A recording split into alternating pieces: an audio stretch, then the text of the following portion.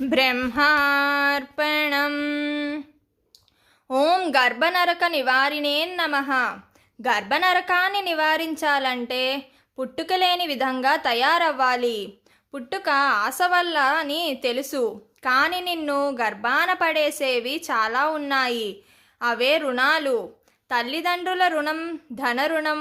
తల్లిదండ్రులపై మమకారం వదిలేస్తాం సాధన వల్ల, కానీ మన యొక్క బాధ్యత మిగిలిపోకూడదు.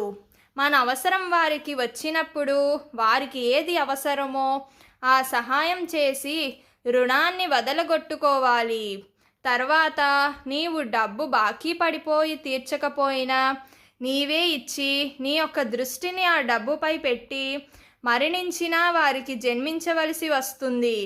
ఇంకా నీవు సంపాదించి దాచుకున్న ఆస్తిపై నీకు ధ్యాస ఉన్నా ఆ యొక్క ఆస్తి ఉన్న చోట నీవు జన్మించవలసి వస్తుంది. బ్రహ్మార్పణం.